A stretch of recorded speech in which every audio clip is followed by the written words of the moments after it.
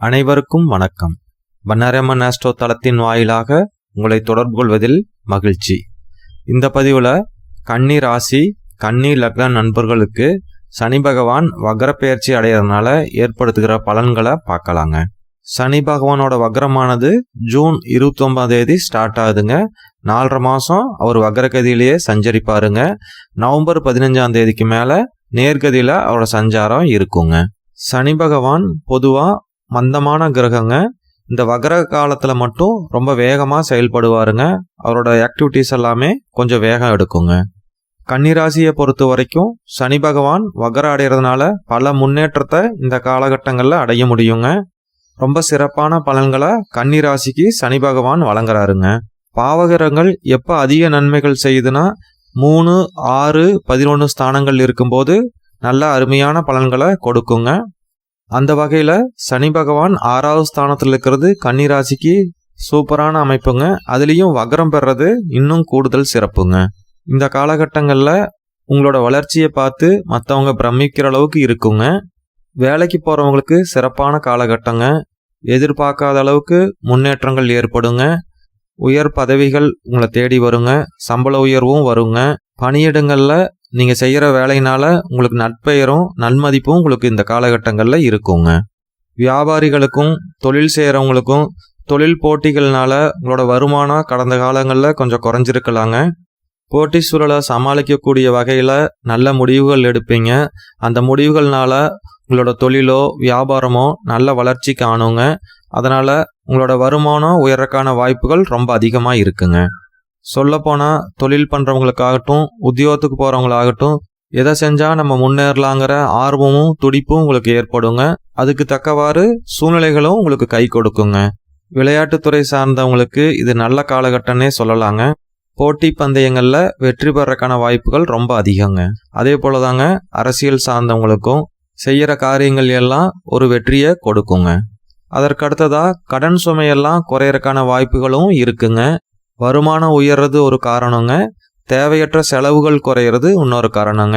அதனால் வருமானத்தை நல்ல முறையில் சேமித்து கடன் சுமைகளை வெகுவாக குறைக்கலாங்க. சனி பகவான் 6வது ஸ்தானத்திலிருந்து வக்ரம் பெறதுனால அடிமை வேலையில் இருக்கிற எல்லாத்துக்குமே அருமையான பலன்களை எதிர்பார்க்கலாங்க. தொழில் செய்கிறவங்களுக்கு நல்ல வேலையாட்கள் இந்த காலகட்டங்களில் உங்களுக்கு கிடைப்பாங்க. அதற்கு அடுத்ததாக உடன் பிறந்தவங்கனால சில நன்மைகள் உங்களுக்கு கிடைக்குங்க. இதுக்கு முன்னாடி ஏதாவது பிரச்சனைகள் ஏற்பட்டிருந்தா கூட அதெல்லாம் சரியாகிறக்கான சூழ்நிலைகளும் ஏற்படுங்க. அதே போல தாங்க மாமனார் வகையிலையும் ஒரு சில நன்மைகளை நீங்கள் பெறக்கான வாய்ப்புகளும் இருக்குங்க. கன்னிராசியை பொறுத்த வரைக்கும் சனி பகவான் மட்டும் இல்லாத குரு பகவானும் உங்களுக்கு நல்ல ஸ்தானத்தில் இருக்காருங்க. 9வது ஸ்தானத்திலிருந்து கன்னிராசியவே பார்க்குறாருங்க. சுக்கிர பகவானும் அடுத்தடுத்த மாதங்களில் நல்ல நிலைமையில் வர்றதுனால கன்னிராசியை பொறுத்த வரைக்கும் இந்த 4-4.5 மாதம் ரொம்ப சிறப்பான காலகட்டமாகவே அமையுங்க. எதிர்பார்த்த முன்னேற்றமும் வெற்றியும் உங்களை தேடி வருங்க. வக்ரம் பெற்ற சனி பகவான் கன்னிராசிக்கு கொடுக்குற நல்ல பலன்கள் எல்லாம் பார்த்தோங்க. எந்தெந்த இடங்களில் கொஞ்சம் கவனமாக இருக்கணுங்கிறதையும் பார்த்துடலாங்க. 6வது ஸ்தானத்துக்கு 3-4 முக்கிய காரகத்துவங்கள் இருக்குங்க. கடன், நோய், எதிரி, அப்புறம் அடிமை வேலைங்க.